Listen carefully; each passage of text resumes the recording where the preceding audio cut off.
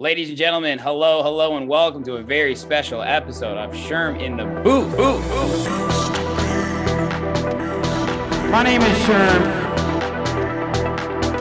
You guys are some true Chicagoans for coming out in January. It's snowing outside, it's freezing, and you're at the fucking club at 1 a.m.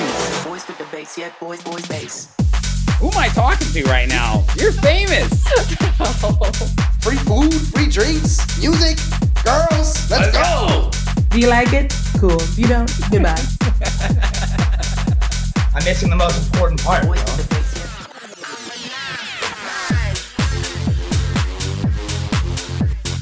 yeah. We should throw like a crazy bar mitzvah party. This is crazy. Send me stems. I finished it. What's up, guys? How's everyone doing? Just wait, you know it kicks in like 3 to 5 seconds afterward. Yo, what is good, everyone, and welcome back to another brand new episode of Sherm in the Booth. I am, of course, your host, Sherm, and we have made it to episode 229. Geez, sometimes I don't even realize how long I've been doing this until I record these intros, but you know what? We keep it popping, and we have another amazing interview for you all today. Episode 229 features the dynamic and wildly talented producer duo who goes by the name of Manics. The amount of raw creative talent these two have, not only as dance music artists, but also as graphic designers, event curators, and label heads, is next level. And those are just a few of the many dope things that they do. This was such a fun interview. We were laughing the whole time, and we had a blast talking about some of their recent releases, particularly their Event Horizon EP that just came out on Insomniac's In Rotation label. Now, their sound is so unique, and their live performances are also something that you've got to witness. I genuinely believe that these guys are your next favorite artists because they have quickly become one of mine. Now let's keep this good energy flowing right into the interview. You guys are tuned in to episode 229 of Sherm in the Booth with Manics. Ladies and gentlemen, hello, and welcome to Sherm in the Booth. I don't know why I did that, but just these guys' energy makes me do fucking weird things because they just are the best fucking guys. And I am so excited to be here today with one former guest, Baby J. Good to have you back, my friend. And of course, the legend, Chris tygrbyt Sanders. Together, they form the incredible duo, Manics. Guys, how we doing? Welcome to the show. We're doing good. What up? Thank you for having us. Yes. Of course. Hyped on this. Very hyped on this for many different reasons. One, got to show some love. For anyone who's listening to this and not watching, you got to go see these guys set up because they have one of the dopest studios that you guys have been doing an incredible job always, but especially as of late, like showcasing your guys' actual like musical abilities. But we got the fucking synthesizers. I'm sure there's a Moog in there, isn't there? There's a couple. There's a couple, yeah. What do we got? What can we see right now, Chris? What's behind you? Okay, so we got, I guess like this is better.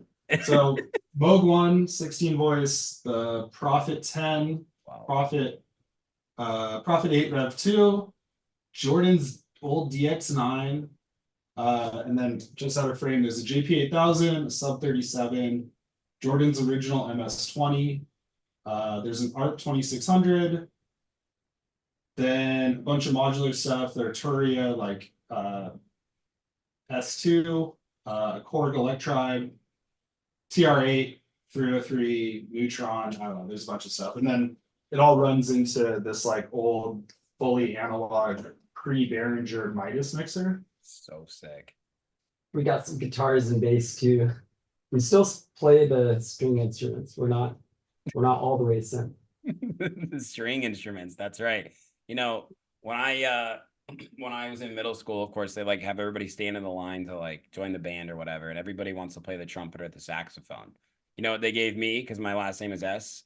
They were all out of everything, so I became a French horn player.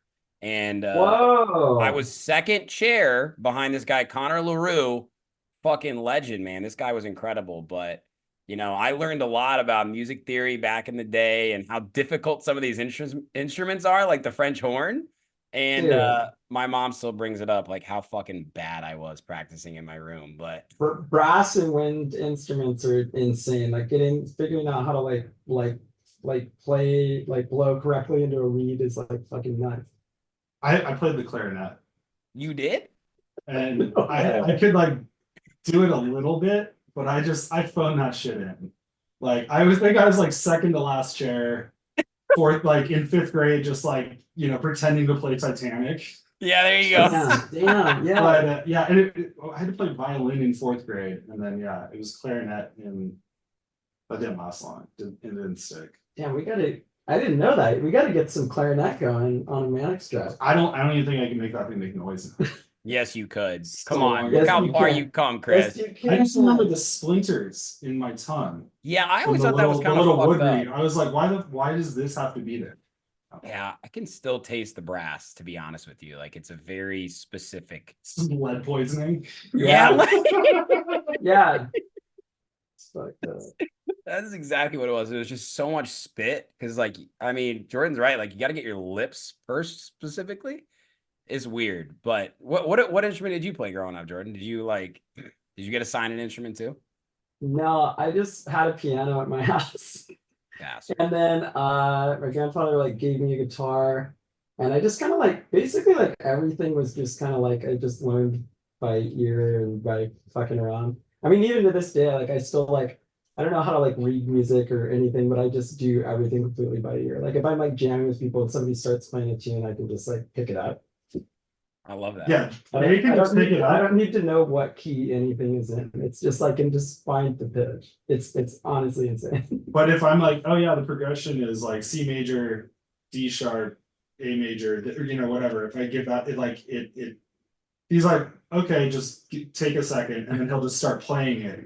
But he's not putting like the notes to it specifically. Whereas I'm tone deaf, so I have Yeah. to like, I have to have like everything kind of mathematically shit mapped out. So you can read music, Chris. no, I mean like a little bit. Yeah, Like right. I could pick it back up, but I can read MIDI. Hell yeah. Like and tabs, like that's but it's like I know scales and shit, but reading music is kind of lost on me. I think it's good. I think the less you know about something, I think like especially like music, I think the less you know about it, the Mhm. better it is. Because like I feel like when I've tried to work on music with people that know way too much about music theory, Yeah. they're in a box by like all these rules and confinements of they're like, oh, this is the way that's supposed to be, and this is what this genre means and all that. But none of it matters. It's just, Agree. it's a completely it's a vast landscape. I remember we sent stems for like a friend wanted to remix one of our songs a while back, and his response was like, dude, that's the craziest chord progression ever. And like he was like, how'd you come up with those chords? I'm like, I'm pretty sure it was just trial and error of like what sounded good, but it's not necessarily something that you're thinking about like as a standardized chord. Yeah, like the way we make music is super weird. Like sometimes like we'll like obviously we're always working on like tons of different Ableton projects and songs like at a time, like separately, together, whatever, just like random things. But even like we have like a whole folder of like other kinds of other genres of music. Like we made like a whole like sort of like Tame Impala indie pop album during the pandemic that will probably never be released, but some of those things have been like slowly trickling into our music where we're like, oh, we have all these songs, there's lyrics written, chords, drums, bass, all this stuff, but we can pull things out of those and essentially like sample ourselves of other things that we've already written. So like sometimes like lyrics that we wrote like in like 2020 will make it into a song in like 2024. Or like just there's always like others, but like taking something from a completely different genre and then turning it into a dance track, because we fuck around with a lot of stuff that's not just dance music. There's always something in the oven. You have to, man. It's like you said. I completely agree with you, by the way. Like outside of my French horn experience, I have absolutely no music theory. I don't even fucking count that. Like I said, all I remember is the spit and the fucking front of the case hitting my knee as I walked home. Very sad. But like I was talking to somebody about this recently, Like the idea of sort of aimless production, right? Like going in and feeling like I need to like come up with this beautiful musical idea, right? Chris, you just said it's just like you play around until things sound good. And it sounds like, I mean, you guys have made a lot of different types of music, your individual projects, what you've done together, your collaborations, you guys DJ sets, like you are just true lovers of music. And I feel like sometimes that's the secret to the success is just making sure you're loving what you're making, right? Yeah, I think that like for how like how up and down all of like the experience of like making music and just kind of like you really have to love it because sometimes like it can, you know, I feel like it can get exhausting, like where you're like, what am I doing? The worst feeling is like you don't have, it's like a Saturday, you don't have anything to do, you feel really good, you sit down, you're like, I'm gonna work on music, and then you're like, fuck, it's not hitting. Like I don't, you know, like it's even if you're just like the drums aren't sounding right, you're like, this isn't good, even though they're just drums and they should be fine. Right. You know, you just have to step away at that point, like it's not gonna happen. But everything's a stepping stone, you know. Right. It's like, Yeah. you know, you paint 1,000 paintings, the billion paintings before you get a masterpiece, you know. So true. Well, and that's also, it's like statistically every artist, and it's probably true of musicians too, but definitely like painting artists, they've proven that their best works basically just happen during the time when they created them. It's just a numbers game. It's not like, oh, this masterpiece happened in a vacuum. It's because they made like, you know, or like Edison, whatever. Granted, he didn't invent most of them, but it was like he had 8,000 patents, and the light bulb was just fucking one of them. Light bulb smacks. Yeah, That's but why like, I do. granted, he was Total just like, he just banger. had like people making stuff for him. But yeah, I mean, like that's I forget who did the study, but it was Yeah, like just gotta keep doing it. That's the secret. Just do it forever, you know, if you love it. Yeah. Well, I mean, it's like the John Lennon quote. It's like life is busy. Life is what happens when you're busy making other plans. Like you show up, you try and like make a song, you try and like do your job, like whatever the fuck it is, whatever you set out to do. But sometimes beauty comes with sort of, it just comes unexpectedly, right? Especially creatively. I can't sit down and just make a beautiful song. Like I just can't, right? Like some people come back from a festival and they feel inspired. Some people don't, right? And you just have to know like when it comes to you, how to actually take that and build it into something, because you can try and force it, but you're not going to like it. It just doesn't feel natural.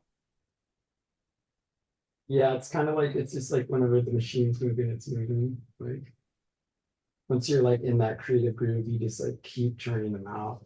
Because like sometimes, I mean, everybody goes through this as an artist, like when there's like blank periods and it's like you just like not inspired. You're not like, it's just like I'm never gonna make anything cool again. Yeah. The last song is the last one. Yeah. It's over. It's never, none of this is gonna, you know, ever luckily, happen again. luckily it hasn't felt like that in a while. I feel like for the past like, you know, 3 years ago or so, we've been like just writing nonstop, like creating every day, whether it's like merch for the label, stuff for Cyber Rodeo, new Manics songs. Like there's never like something that there's absolutely no excuse for us to ever not be working. Like there's so much that we need to be doing. Like there's like that creative muscle is always being used, whether it's like, you know, and we're both graphic designers, so like that's always like something that's kind of like, and I feel like we both kind of love music and design in that same way, where it's like it's, you know, it's just kind of like a constant thing.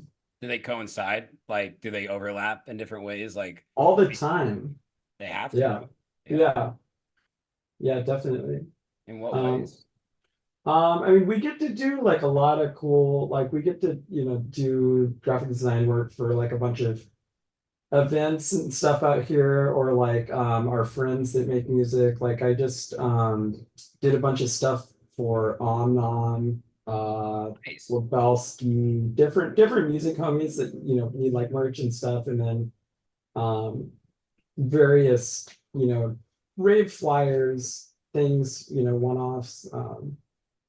It's like that's, so most of our graphic design clients are music stuff. Like there's like some stuff out there that's like whatever, like a car show in Sacramento or something like that. Like like shit like that'll come through. But like for the most part, it's pretty cool because like it's like, you know, the entire ecosystem of our creative output is all within the music world. So it's like super lucky.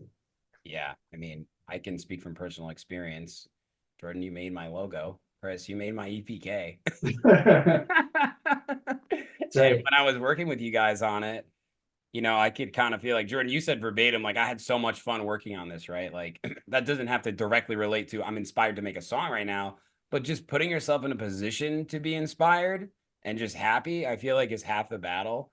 And, you know, it's also really enjoyable for me to work with another artist. And graphic design is really interesting to me because there's something that is subjective about it, but that's why I love like Pop Gang branding because it's so fucking unique.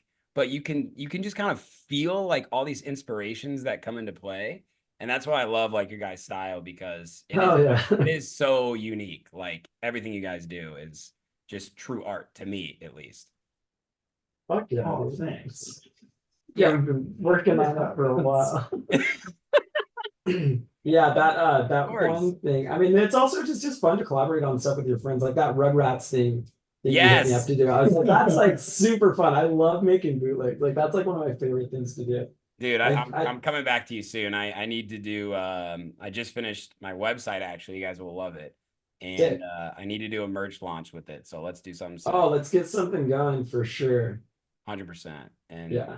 I'm doing fucking drop shipping. I mean, for everybody listening, I go to these guys for many different types of advice in the music industry, like electronic press kit, logos. How do you guys do drop shipping? Because one of the reasons I admire you guys so much is you guys are full-time music, right? There are so many artists out there that want to be full-time music, including myself. I still have a day job, right?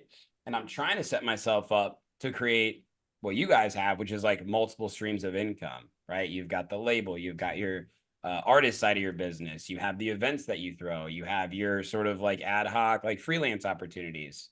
And I imagine there's been like some tough times. I don't want to assume, but like, I mean, before we got online, you were telling me about the size of one of your guys' studios in San Francisco that couldn't fit an NBA basketball player in it. What's it been like just like over the years, maybe through the highs and lows, going through some of those times individually and of course together as well? Oh man. I mean, it's interesting as I think, you know, earlier, I had definitely had a day job up until COVID. Yeah. And Jay also had different jobs and like did a lot of graphic design stuff back in the day. And, Right. You know, like we both were working, and I think COVID was sort of, it was a really interesting reset where it let us sort of focus on like, okay, how do we make all this work without having to, you know, give someone 8 hours a day over time and, you know, take back that time. And like, we still work for people, you know, we still have a bunch of clients, we still are doing that kind of, you know, we still have people that we have to give deliverables to and all that. Yeah. But it's on our terms and it allows us to also like, you know, this is our office, right? So we have a day where we don't necessarily have to work for someone else. We're immediately able to work for ourselves rather than like having to do that. Like, well, I got to clock in and show up, you know, like I had a job that was like, you had to be there 10 to 6. We're super cool. You can like drink beer after 3 o'clock in the office. We have the beer till 6. You know, like you're just like, what is this, man? Yeah. So that like having that freedom, you know, really kind of helped us refocus everything and make it all kind of click in a different way that I think we were trying to do before, but it was, you know, there's not enough time in the day to do it that way. So that's been really cool. That's been, you know, one of the biggest, you know, changes in the last few years that's really helped us sort of move everything forward. Yeah, and just like having like consistent clients, like, you know, people that are with the music world, it's kind of like it's never ending. Like, you know, there's always going to be like somebody needs art, somebody needs merch, somebody needs an album cover, somebody needs a design package for a tour, and then, you know, other things like, oh, like, can you animate stuff? And it's like, you know, maybe a few years ago we didn't really have that under our belt, but it was like we learned how to do it.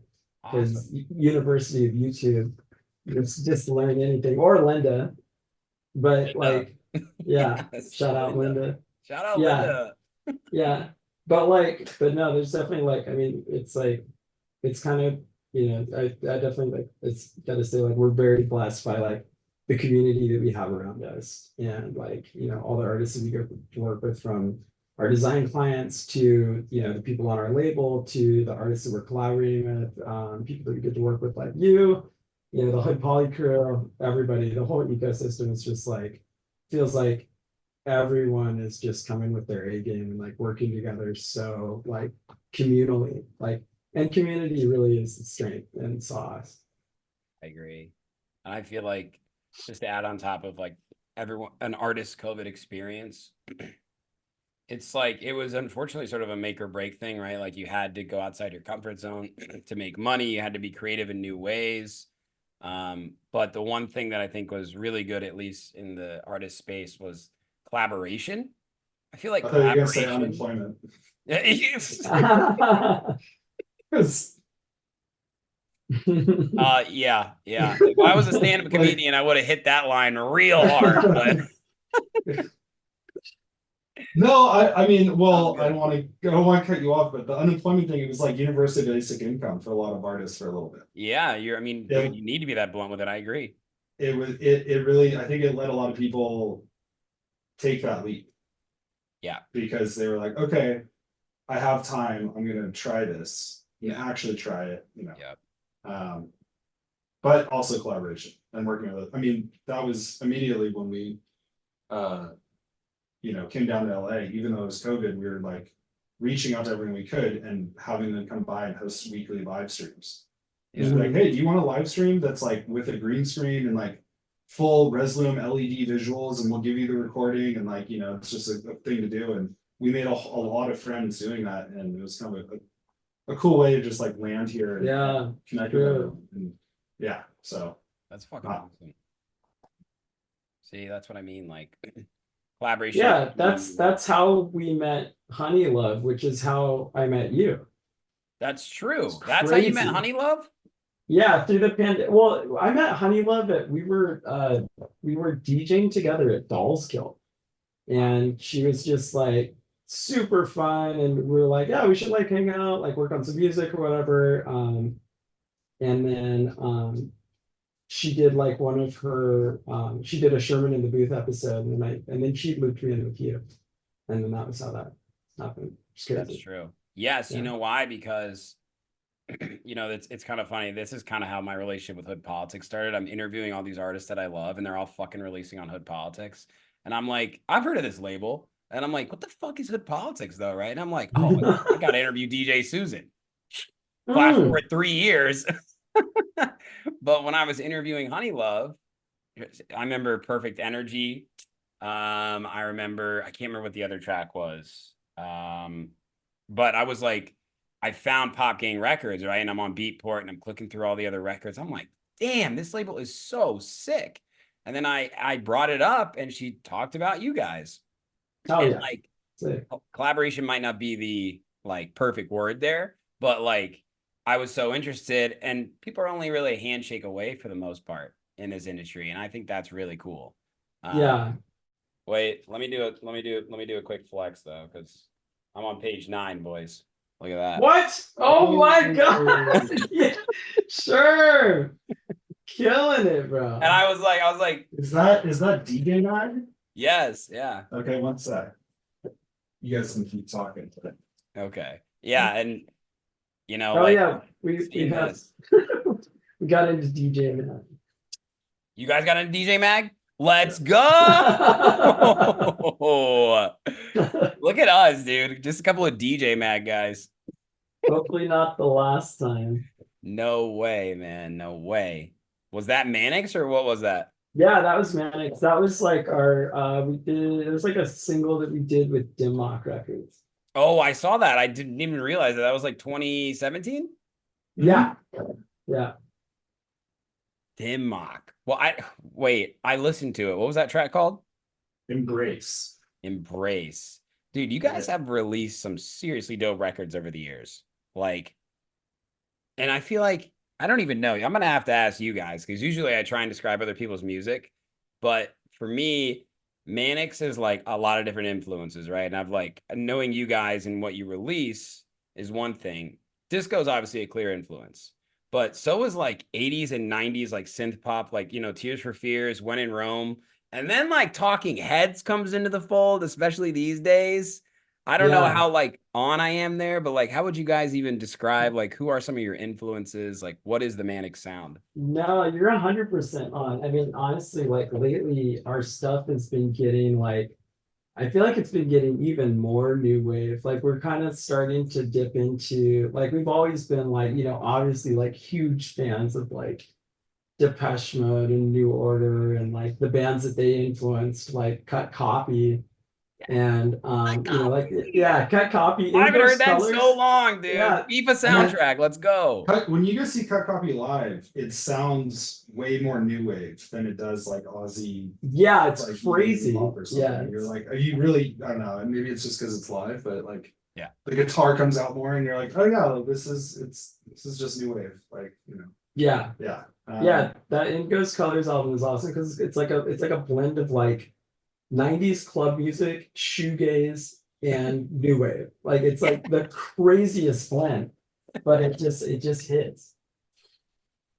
And it's, I think, right now, because we have that influence from, whatever, new wave, 80s, even like some of the like 90s kind of like pop dance stuff, and obviously disco, like a lot of that's kind of creeping into sort of the world of melodic techno. Totally. And also like now, like, indie dance on Beatport sounds like slow down techno, and it sounds kind of like this weird blend of disco and techno, and it's like, and so that's sort of become this really natural place for us, just because it's already all the influences that we have, and we're like, oh, like, and especially now, like, there's a lot of tracks with like male vocals on it that sound kind of new wave, and we're like, oh yeah, like that's what we love, like that's already what we've been doing. So it's been cool to kind of like, I guess, see that start to bubble up elsewhere and in like a slightly different way that already feels really natural for us. And that was kind of what the Event Horizon EP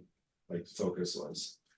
Yeah, and let's talk about that, because By Your Side really catches you off guard. Like, you guys did a great job like promoting that track, by the way, and I want to hear more about that, because I don't think I knew that Jordan sings. Like, oh yeah, dude, I'd be singing. Dude, like every song. Yeah, all the vocals on every Manics track is my vocals. I never realized that. I don't know. It's just one of those things where I don't know. I never thought about it. And then when I see you singing, I'm like, and then I was like, oh shit, he has to be the singer on all these, obviously.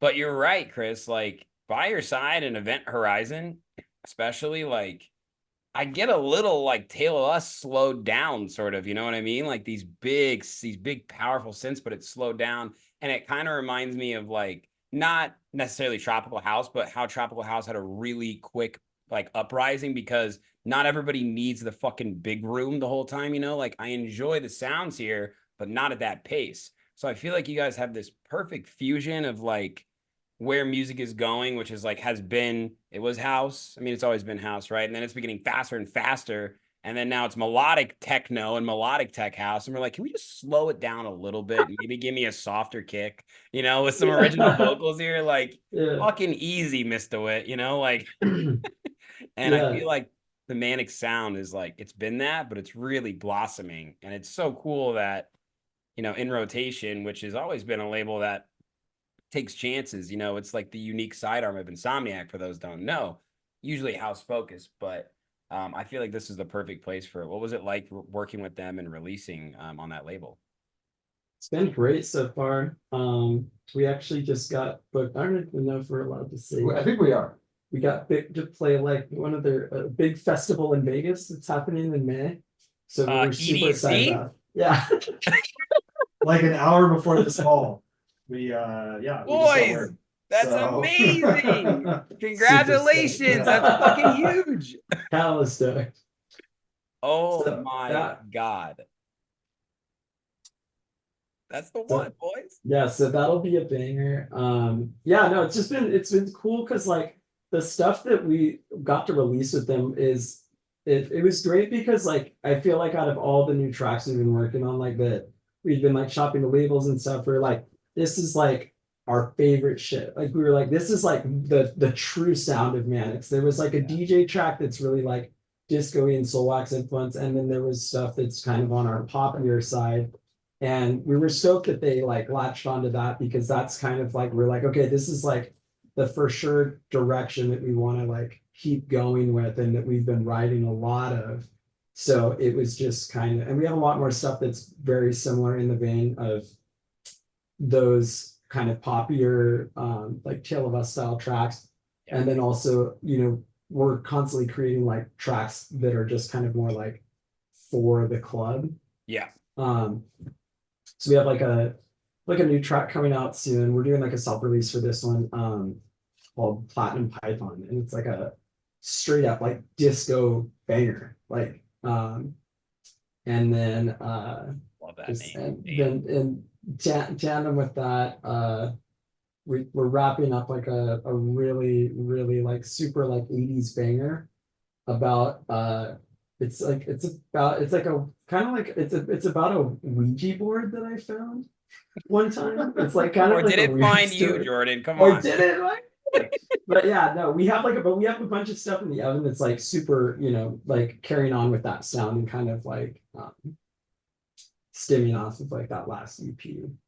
Yeah, So, I mean, it was really cool to see them get behind it, because it like, I mean, we think it's good music, but it's not necessarily the normal thing that they necessarily are putting out. But I think, it was cool to have them get behind it and be like, yeah, like this is dope, and it'll work for the label. And I think the response from everyone has been really amazing on it. So yeah, we're really excited and stoked with how it came out, and yeah, it's been good. Dude, fucking Yeah. proud of you guys, man. and we have more in the oven.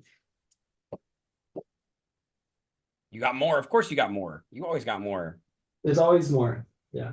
There's always more. That's incredible. I mean, you guys got to go listen to this if you haven't listened to it.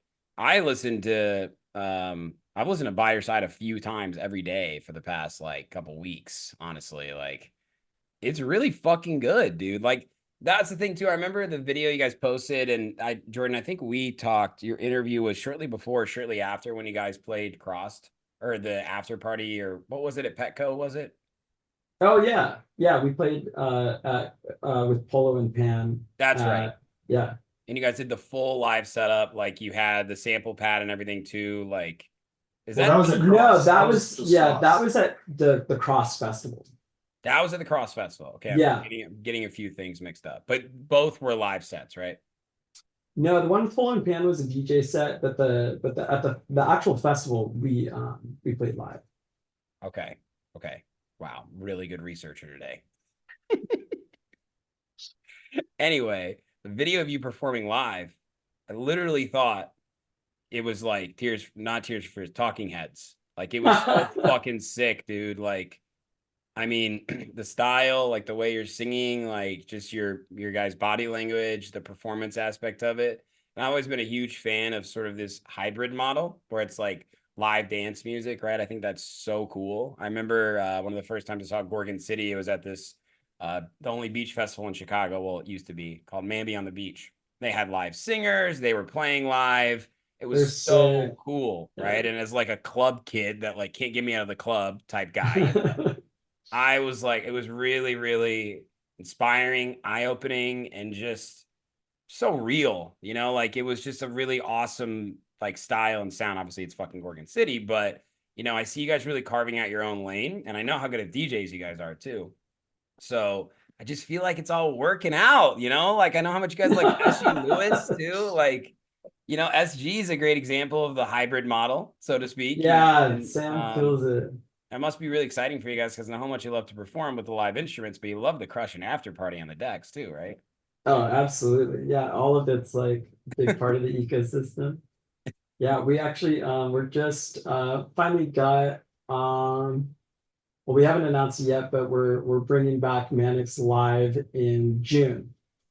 So if anybody wants to book Manics for a live set, we'll be ready. Oh, this is a PSA. In June. Yeah. I was like, where at? And you're like, no, we're hiring Oh no, it's at this place called Moroccan Lounge. in It's LA. it's So- in the Arts District. Yeah, it's it's like a regular 250 cap, smaller venue, but like they like Brownies and Lemonade has done stuff there, and they Cool. kind of have a good option between doing live and doing electronic, and it's kind of there's also a DJ booth in the main bar area, so we're actually having 2 artists from the label also perform with us. So one of them is Party with Ray, who's going to be putting on an EP in May. No party. Party with Yeah. Ray is the It's man. got this like Yeah, it's like future blog house. Yeah. it's insane. Good Honestly, I'll send it to you. You're gonna love this. It's There's so like fucking there's a track with like a pop punk emo vocal intro. It's that just crazy. drops Yeah, into the this fucking is- bass house. Like it's dope. And so we're having him play, and then Wax Thieves, who's the guy from Underwear. But he sent us this video of him performing like live on a mountain, and we were like, Frankie, this is so Epic. sick. We need to do a Yeah. live set together Yeah. because like it's a very similar vibe to what we do. And so we're stoked to finally be able to put all these artists onto one stage and bring the live thing back. So, Yeah, so it's like a live electronic pop game records showcase essentially, Oh. which is dope. Cause like, So dope. yeah, it's like we need more live music. Yes, bro. It's kind I of probably sound so old saying that. It's yeah, you do a little bit. I'm like, yo, what's up with all these DJs? the technical side of it though, it makes it hard. Our live set is what 4 or 5 different synths, electronic drums, bass, guitar. This like R2D2 thing right here has Yeah, I to come can with see it, us. yeah. There's 2 of these that have to come with us. Like, Yeah. we have to bring an audio engineer that is mixing everything off of an iPad. Like our backing tracks, we run 16 channels of backing tracks that are individually mixed. And then there's another 16 channels of live instruments on top. So we use like all 32 inputs of an X32 mixer.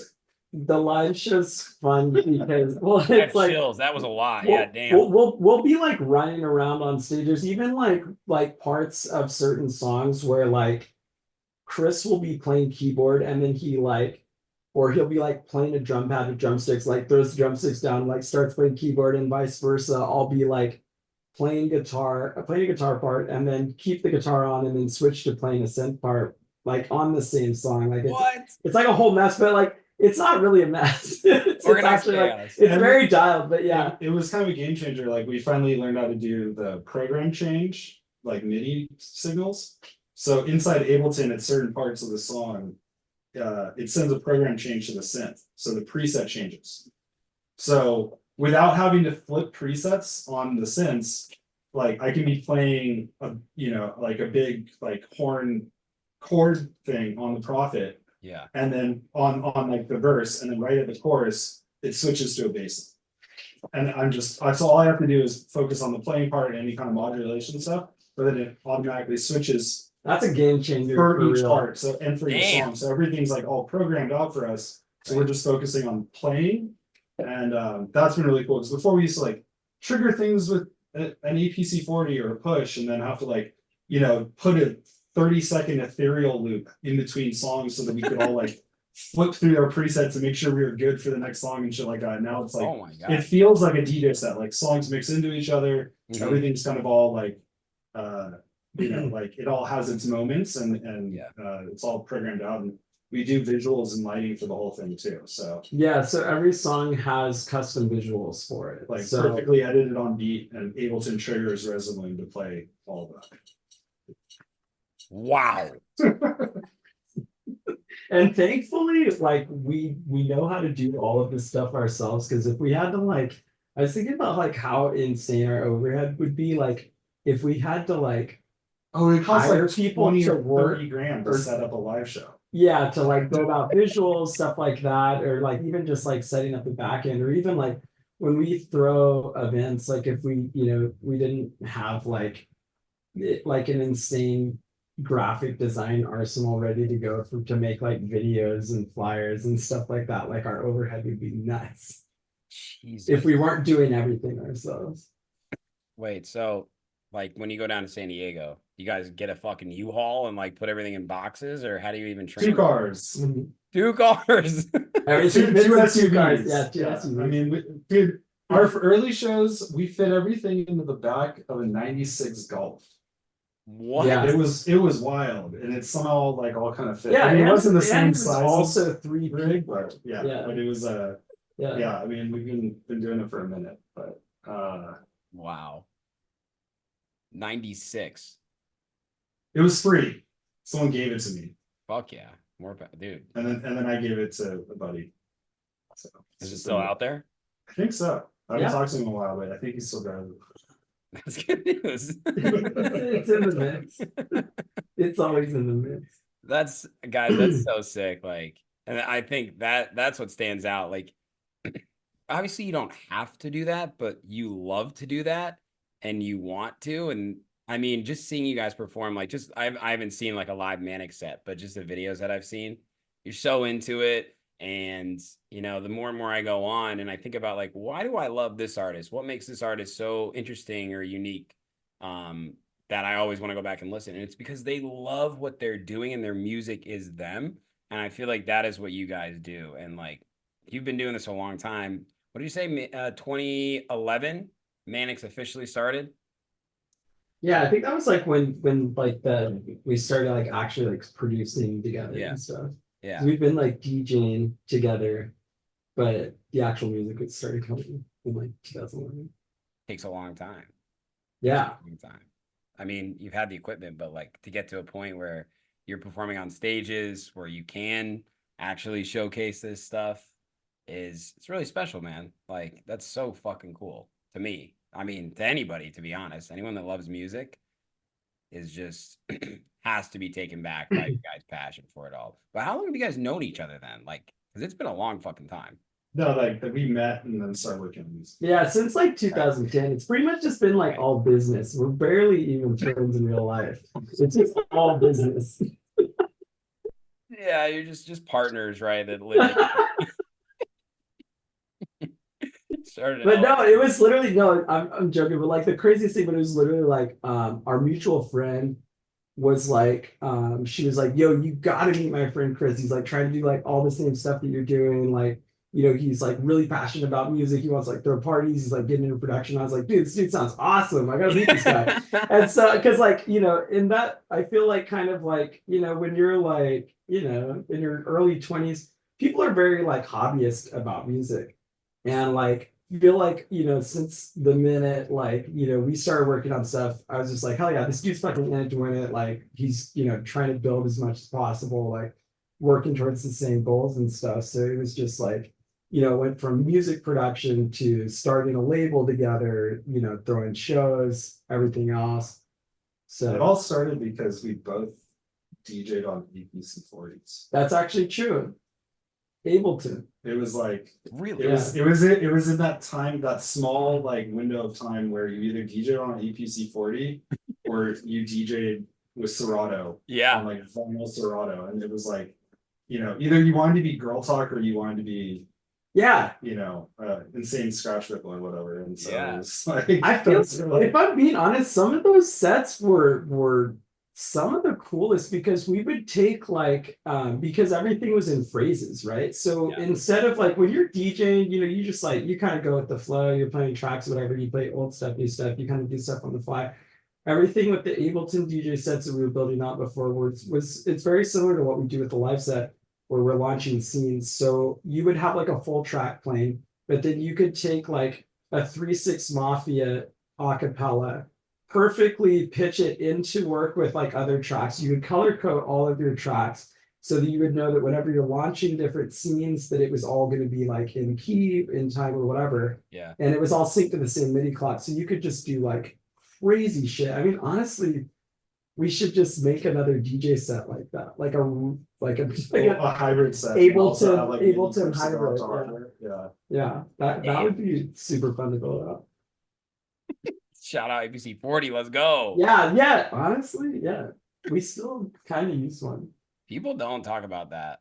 They talk about the transition, like, when I interview an old Chicago DJ or something like that, or just someone who was a vinyl DJ, then Serato came. a lot changed. And I want to ask you guys this because I feel like since you guys, you're pen to paper people rather than like writing an email, like you're very acoustic, authentic, whatever you want to call it. What do you think is like the medium that we like can accomplish today through digital mediums, right? Like you used to go to the record store, you would put the record on, you would listen to it, you would go and you would fucking buy it, you'd take it home. Or you'd be like somebody like Ghetto Blaster used to work at a record store and he would buy all 30 copies of the new Frankie Knuckles track that came in, and he would write over it with black Sharpie so that people would come up to him and they couldn't know what track it is, right? So like What? paper. Yes. Yes, That's dude. wild. That's what these guys used to nuts. do. That's what they used to do, man, because you come over, you take a picture of the CDJ, oh, what's this track? They would go over and they would see the vinyl spinning. So they would have to color coordinate like these albums, and there was only a limited supply. So all these DJs worked at record stores, right? Like Gramophone Records, very, very famous record store here in Chicago. So like today, I mean, we don't do this, but you can get some 16-year-old that YouTube to MP3s on his fucking, S2 and brings it into the club, and he's got 1 million TikTok followers, and you're like, fuck, man. Yeah. I'm always trying to find like what is that physical aspect to music these days, and I think that's what draws me to your guys' project so much. But it can be hard to do when you just play a WAV file on a CDJ. Like, there's something that's so dope about that. I mean, at least you're playing a WAV file. Yeah, That's I for the longest time I'm like I only want to play waves or AIFs. Ideally AIFs so that album art's on there and that feels kind of real or whatever. Yeah. But yeah, the MP3 thing is always bugging. I stay rocking those 128s. I want to have the trim gain all the way up. If the top of the mixer doesn't look like a YG music video, like I'm Let's not go. having it. Like it needs to be completely fucking red and blasted out. You ain't headlining it if you ain't redlining. Yeah, that's gonna be my first tattoo. Actually, that's always been top of mind for me. Right here on my chest, like this. That would look in red ink. That would look so sick. My first tattoo. My wife would love that. But I feel like I don't know, sometimes it's lost on us these days, but that's kind of the world we live in. But I think that's what like attracts people to these days, a vinyl DJ, like the vinyls come back, certainly. Yeah. Chris still rips vinyl a lot, actually. Do you? I still like once a month I go to this record store called High Fidelity here in LA, and I'll go drop whatever $100 or something on a bunch of dollar bin records and like one or two of the other ones, and that's how we found the sample for money. Yeah, really. It was like a white label acapella promo, and it had the acapella, and it was like the spoken word before the song. We don't even know who it is, but there's something that Chris found recently. Like he just threw on like a random record that he found like a couple weeks ago, and then we just started writing like this banging UKG track around it. But it was like an R&B song, but like play at 45 and 7. It sounds like Disclosure. Just sounds like like the vocal does. It sounds like something that Disclosure would like. I'll just go there and like I'll just try to buy every dollar bin record that has an acapella on. Damn, that's definitely awesome. And then I'll get like one Depeche Mode album. Yeah, of course. Wait, how many records do you have now? Are they in this? I could like spin the camera around, but then it'd probably mess the shot up. Don't do it. Okay, those like IKEA cube things? Yeah, of course. 1, 2, 3, 4, 5, 6. So I guess there's like 10 of them that are completely full. Whoa. Some of them are like my aunt and uncle's old like records. They used to live in Hawaii, so they just gave me a bunch of but we've been sampling these for years. Like one of them was it says Santa Does Disco, and it was like a Christmas disco compilation. But we sampled the beat off of one of the songs on that. There's like a perfect like conga, and like it's just like a break. It's just like, and it's on our song Makeout Room, which it's probably like our most like Rapture LC sound. It's like a dance punk track. It's like not even a song you would DJ. But it's got a sample from like a Christmas disco record. Damn, now I'm feeling inspired because I got some, my parents gave me a lot of their records too. And I have a record player, but I haven't used it in a little while. But when I was listening to like sort of the natural scratch on there, like the original Michael Jackson Thriller, like a Stevie Wonder album, like my dad loved all these disco albums, right? And I'm just like, fuck, man, there's something so like unapologetically raw about this stuff. And the fact that you guys like listen to that and draw inspiration from it and use it. I mean, I was gonna ask you where the vocal for Money came from. Yeah, I don't even, if I went to go find the record, I probably couldn't even pick it out. Yeah, it's just Because I have so many of these just random, they're like, it's like, especially in LA, like, I asked the guy at the record shop, I was like, yo, where do you get all these crazy, like, basically demos?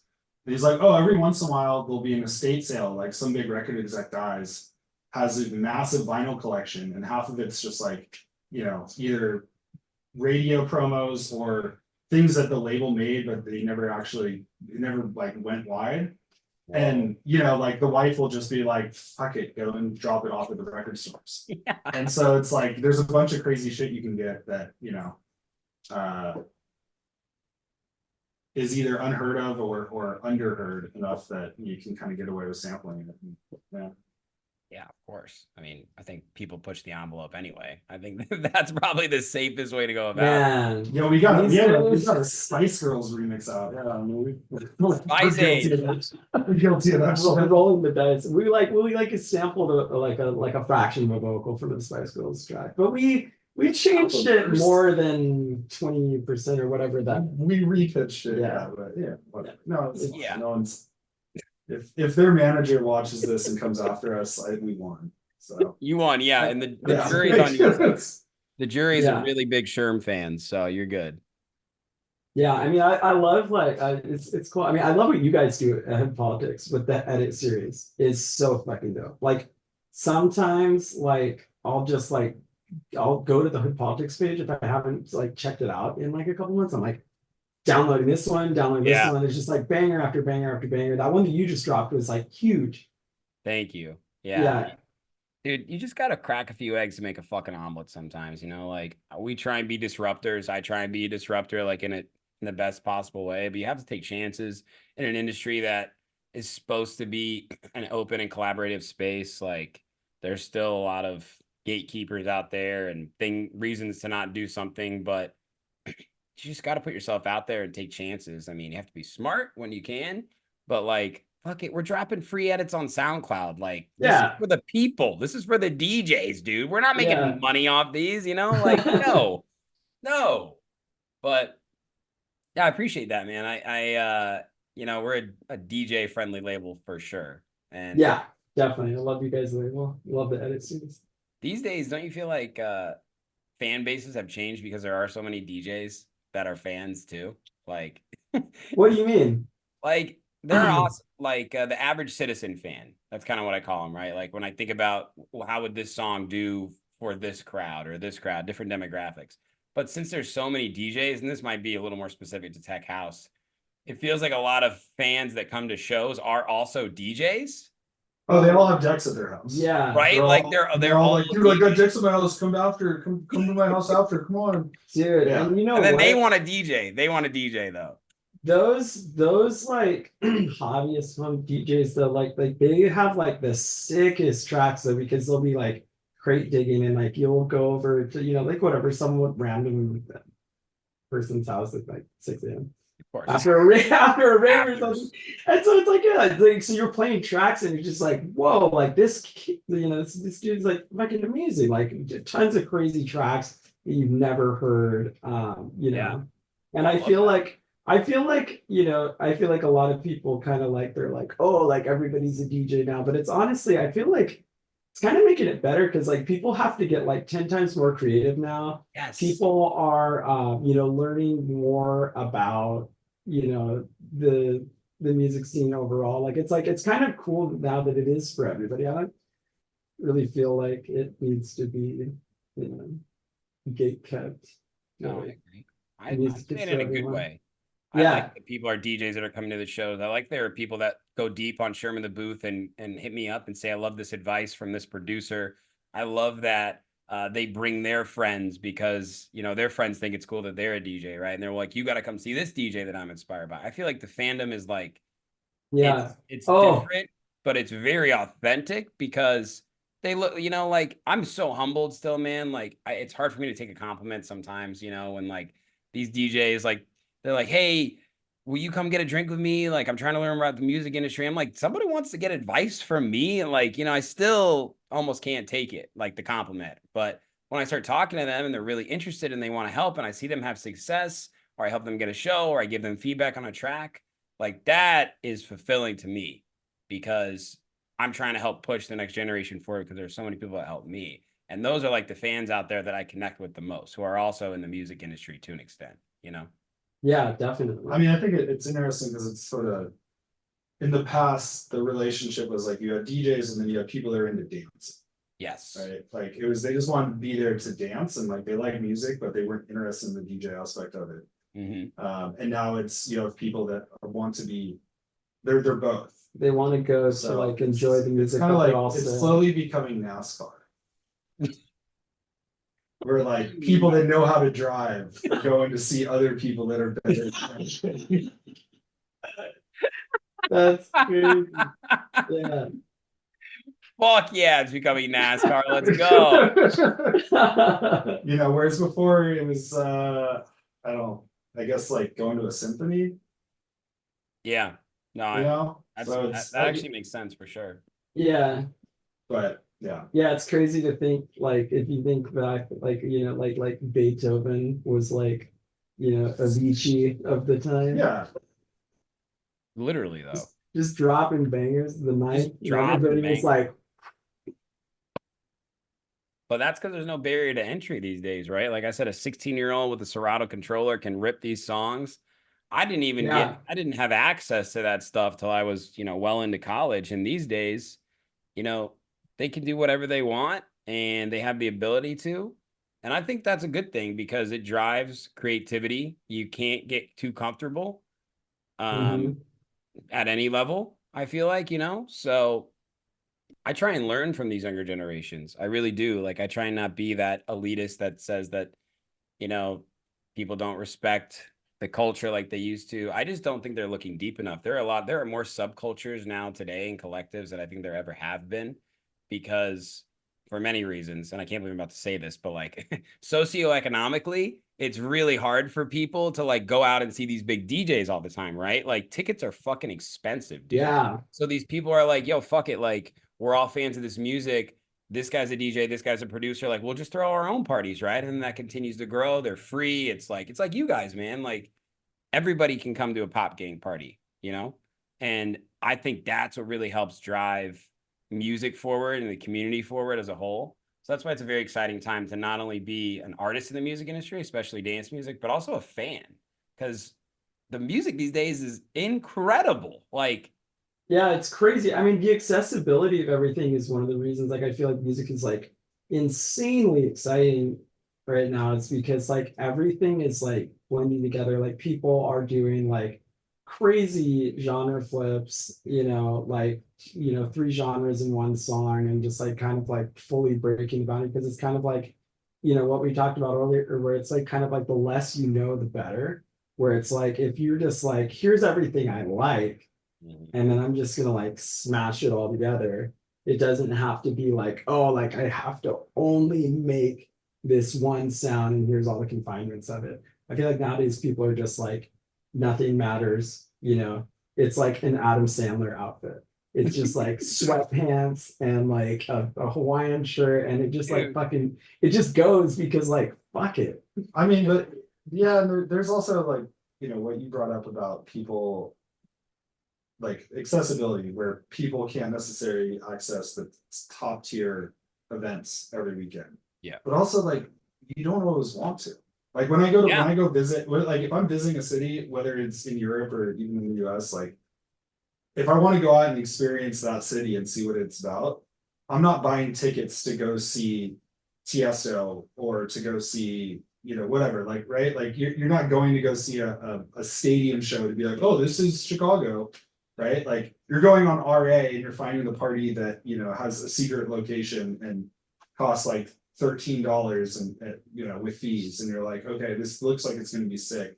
I've heard of half of one of the artists on here. Like, okay, cool. But, Half of one of let's go see what this is about, right? Like that's way more fun, way more interesting, and probably going to be a better time than giving Ticketmaster like $50 in fees and So fucking true. $80 on 2 drinks. So Yeah, facts.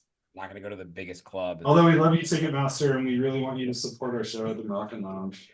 You really putting a lot of pressure on this episode to be heard by some big wigs. You never know. You never You got know. That's reach. so true. I mean, you guys are fucking on one with your metaphors right now, by the way. Like Adam Sandler outfit mentality, or the NASCAR. I feel like I'm on your podcast. You guys are fucking running this shit, man. This is amazing. I really want to do like a Sherm interview where I interview you. Like we We'll need, have asked to do this. can I we would be set down that to up? do it. Maybe we can do like a crowdsource like Sherm multi-Zoom where we're all just asking you questions. Like that would be a banger. That would be a banger. I'd be down. I'm down. Actually, episode, what was it? God damn, I can't even remember. I mean, this is going to be episode like 229, I think, guys. 28 or 29. Jesus. I am embarrassed to say I can't remember if this was episode 100 or 200. I literally can't believe that. I think it was 100. I interviewed myself and I acted as this guy named Ramon. I don't know what his accent was. I'll send it to you guys. But I just started doing this voice and I was wearing this accent or this outfit. I had sunglasses on. I interviewed myself, literally. It was the most exhausting thing I've ever done, but I need to do it again. This sounds insane. Yeah, I think it was 200. And what I did was I had people ask, like, what would you want to ask Sherm? Right. And yeah, people loved it. And I literally, I was by myself, of course. It must have been 200.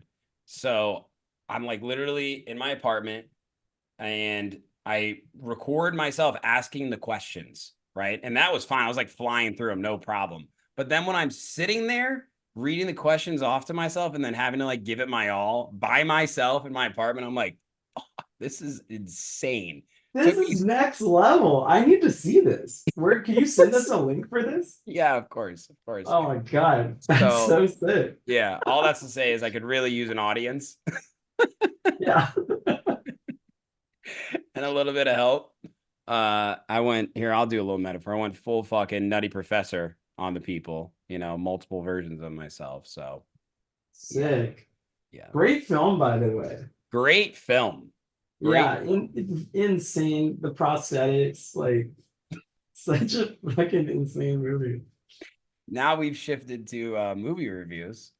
Yeah, seen any good movies lately? Yeah, I have. I saw Dune 2, really liked that. Did you guys see that? Haven't seen it. I haven't. It was all right. Chris, wow, unimpressed. I just never go to the movie theater. I don't even know what's on TV. People are like, "Have you watched Game of Thrones?" I'm like, "I never fucking no."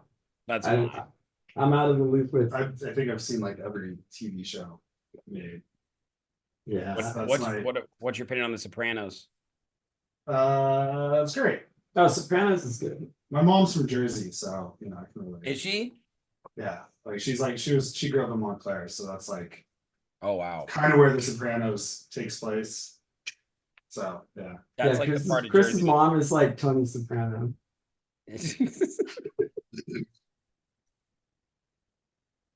Not the wife. The no, Tony. but she's like my mom's similar to Tony's wife a little bit. Carmela? Yeah, a little bit. She's got that fight in there. Oh hell yeah! That says a lot about you, then, my man. Dude, the sun is coming down. Look at this shit. Wow. Yeah, I see it. We're doing an eclipse right now. Check it out.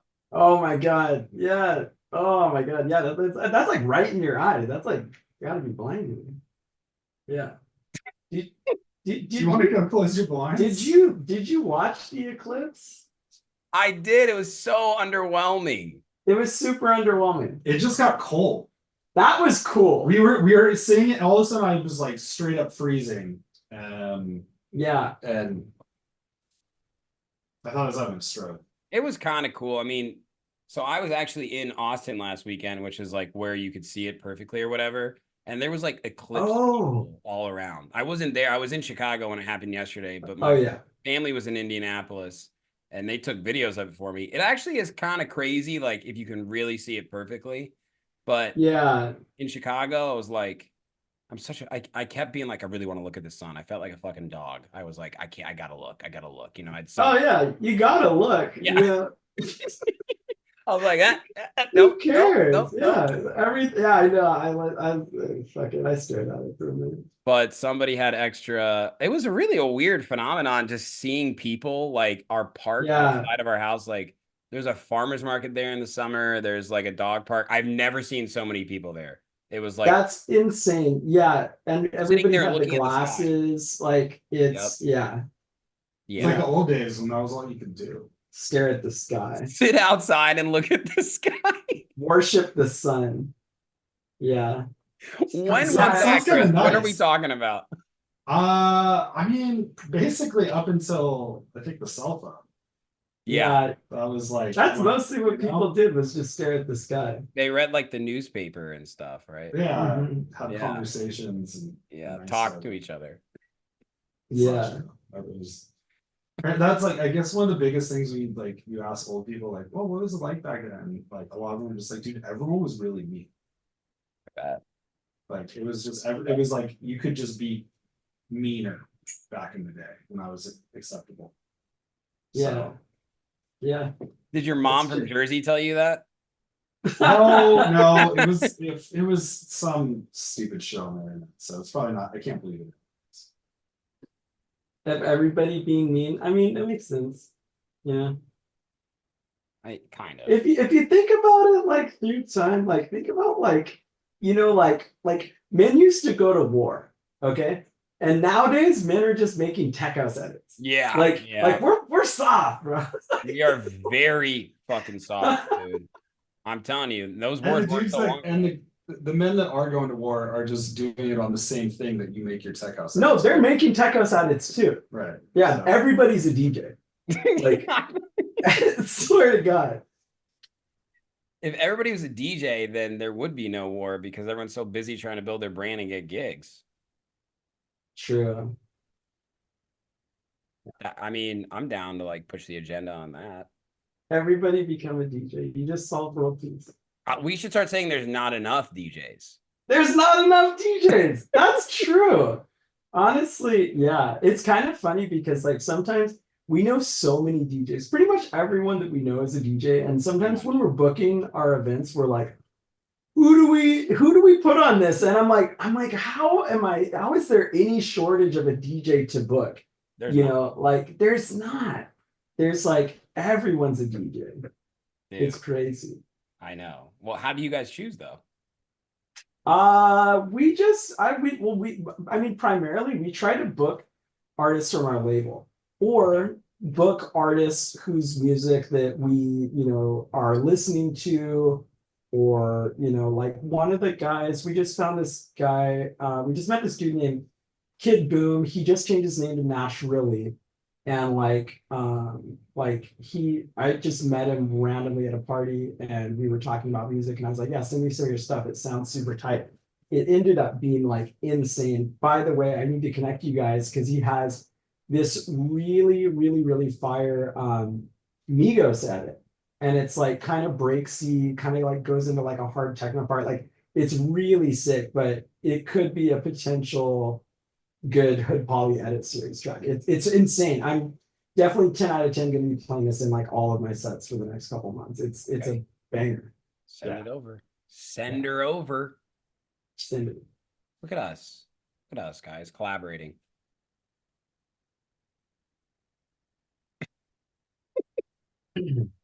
Oh, before I forget, I'm so thirsty right now. What do we got? Oh, yate. Dude, I need some more of those, man. Those were really fucking good. Yeah, you liked it? Well, we need to get some out to Chicago. Are they still sponsoring you guys' events? we're like infinitely like in the mix with these guys. Love that. Yeah. Are We love they that too. blowing up? Yeah, they're crutching. Yeah. They just got added to all the Southern California Bevmo and Puffcos. What? So Shout out to you Yate. can order it on the app and pick it up at Bevmo, and so that's been really cool. We did like a promo video with Blake Weber to announce that, and You did. Yeah, absolute icon. He just played at the last or he played at a cyber rodeo recently. I saw Yeah. that. Is he a good DJ? He's amazing. He's also an amazing producer. Really? He has tons of tracks. Yeah, What? they're really good. He's got like it's like 100,000 monthly listeners on Spotify. Like he has this new song called Smell My Keys. That is like absolutely insane. Like when it gets, even if like the first time you hear it and you're not expecting that to be what comes right before the drop, Yeah. it's like the whole crowd was like going nuts. Like people were laughing, people were like jumping up and down. Like it's just like this guy like is like totally figured out how to like do the like comedian and DJ, but like the music's insanely good. Like he's just like a jack of all trades, great actor, fucking nice dude. Like, yeah, Blake's the man. It was crazy working on the video thing, because he like, I think once we got the camera rolling, it took all of 6 minutes. Yeah, to get it was all the so shots. crazy. He played multiple characters. It was just like boom, boom, boom, boom, boom. Got everything. He's like, all right, I think we're good. He's so Like, pro. was, yeah, it was wild. So yeah, and he's got something. You mentioned that he's I guess he's like a role in like a feature film. probably Maybe not. Maybe not. Maybe you can Probably- strike that one. probably not. Yeah. But Secret insight. People you meet in LA, huh? Yeah, dude, it's crazy. What do you guys think of LA versus SF? I know you miss SF, but LA is just like, I don't know, especially in the world you guys are in. Like, I think, I mean, for me, the big thing is like, SF there's definitely like a music scene, but there isn't an industry. There isn't like tens of thousands of people that make 6-figure jobs a year working in music. Right. LA entirely is like set up like to make creative things thrive. Right. Which is like mind blowing. I mean, it's kind of unreal. Like, I mean, just like the amount of stuff that we've been able to accomplish in a short amount of time being here and not really doing that before moving. So, yeah, it was, SF had a lot of like weekend warriors. And I mean, even the label, like we had a lot of artists that made really good music, but then it was tons of great. But it was like musicians it became like they would all, okay, well, I'm growing up. I'm I finally got that tech job, and they kind of phase out, or I'm whatever, moving to which is super real too, Yeah. But it's I think there's definitely like a different caliber of like creative people down here that are heavily focused, and they love it so much. In like this insane way that it's like it's amazing to be around that energy constantly. And I feel like it's honestly inspired us a lot to just go way further and just be like, damn, like all things are possible. Nothing's off the table, and you really can accomplish your dreams if you really just like spend every minute working on it. I mean, I think to the outside perspective, LA gets a certain rap, transplant city, whatever. Like people try and go there. They got all these jobs, a lot of smoke and mirrors, but I think what people don't know until the people of LA or people like you have been there for a few years, there's a lot of people actually from Los Angeles that love Los Angeles, and there's a great authentic culture there, and it's fucking huge too.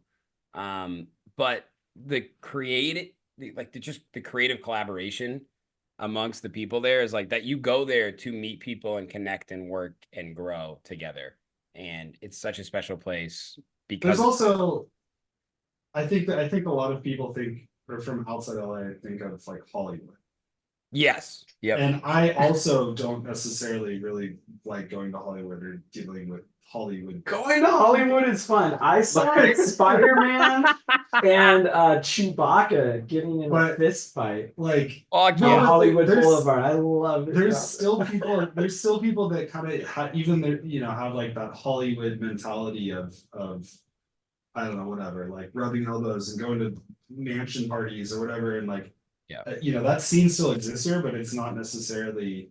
You don't have that's I don't think that's what people are focusing on or trying to get into when they're move here to like make music a serious thing. And I think it's kind of like that with every city. It's just like kind of like you get like, you are only getting like through a small window of an entire city. Like when all I know about Chicago, I think that all you guys do is drink Malort every day.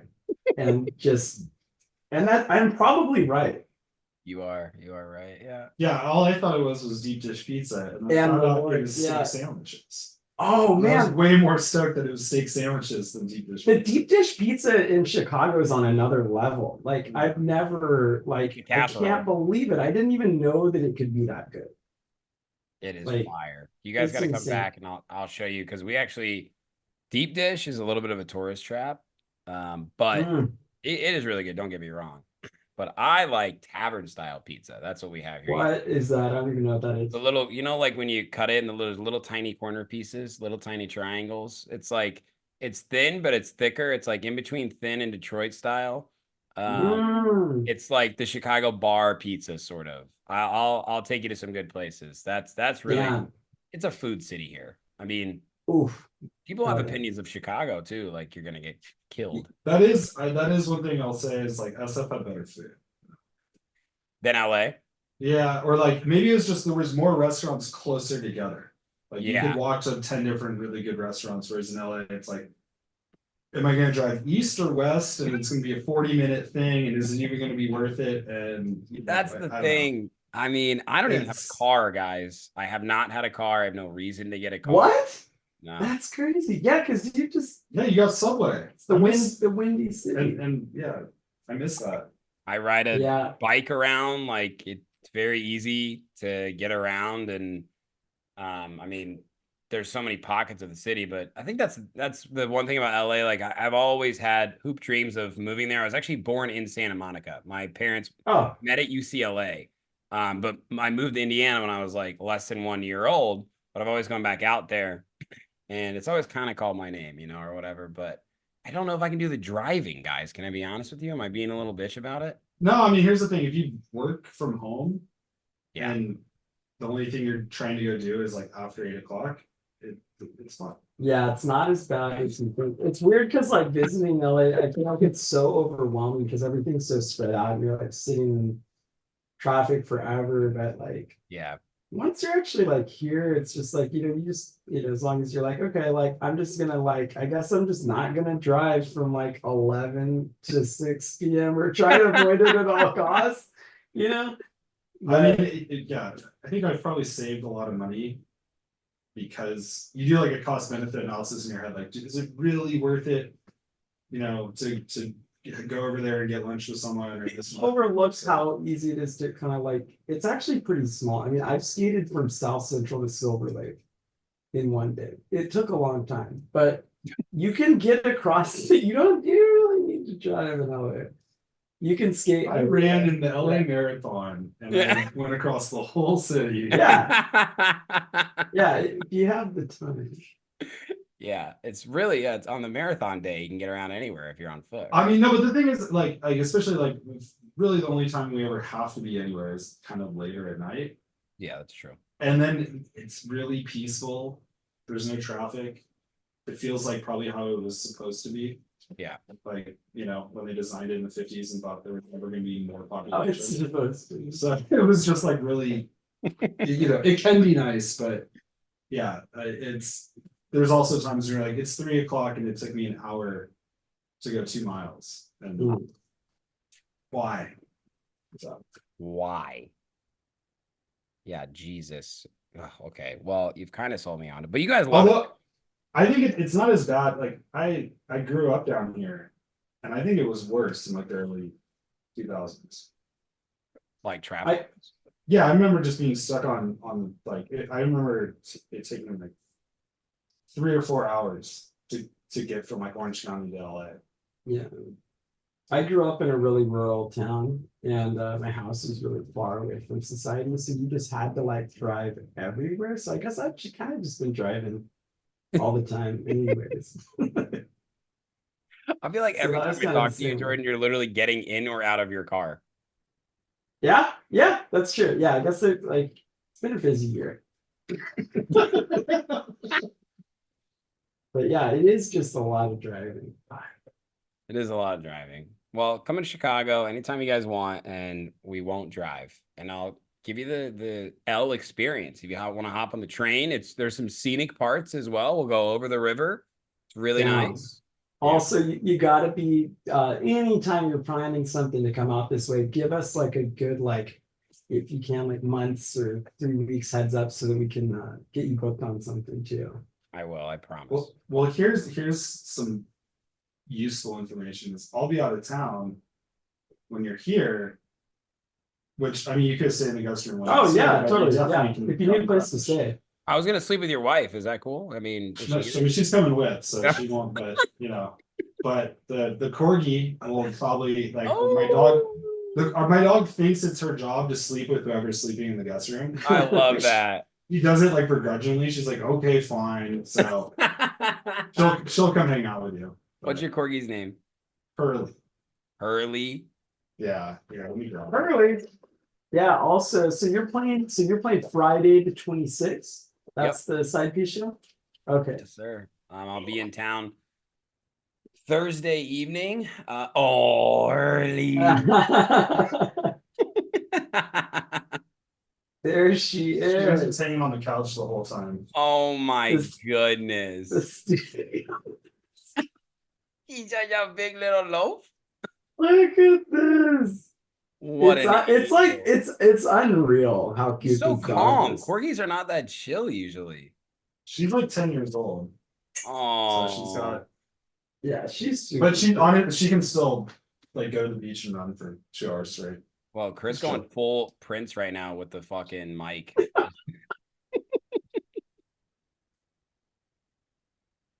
Sing, Chris, sing. Give us something. Dude, in the beginning of this, I said I'm tone deaf, and that is completely true. That's why the only time funny because it looks like Elvis. The only time I sing like in our live sets is through a vocoder. Oh yeah. Like it's 100% just like straight through a vocoder because gotta get a video. This is too funny.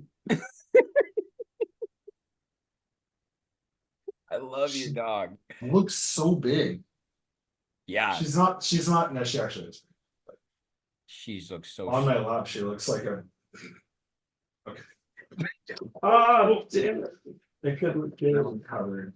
It looked like when you dropped her on her bottom feet, she was just gonna walk away like that. Literally just like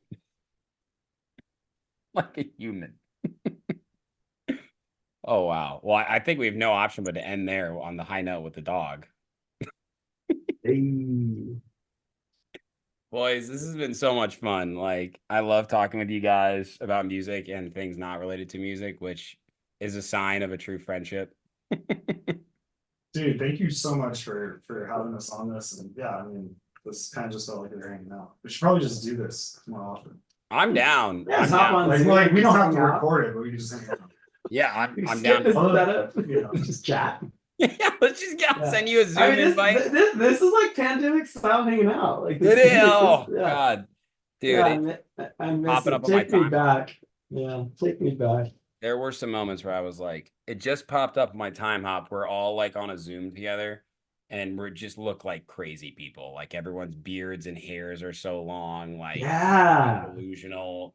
And we're chatting, and like one person's laughing, one person's crying, one person's like not paying attention, and you're just like, how are you guys? What's going on over there? That's like exactly what it's like to just be at a rave. Like you just described like being at a rave, like being at the afterwards. Oh my God, dude! Yeah, we need to do a rave together. I want to. Yes. Fucking. We got to do that. Let's do it. Signed, sealed, delivered, guys. This has been an amazing episode.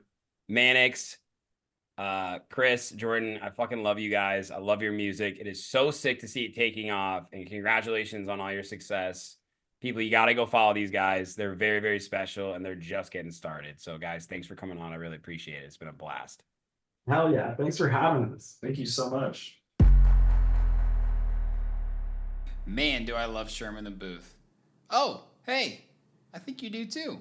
Hope you enjoyed that piece of content. If you're looking for more, make sure to go to my YouTube channel and hit that subscribe button and turn on all notifications so you don't miss any upcoming Sherman the Booth interviews, live sets, new music, exclusive artist interviews, Sherm's Word, sub-pack reviews, and more. This is your one-stop shop for everything entertainment. Cheers.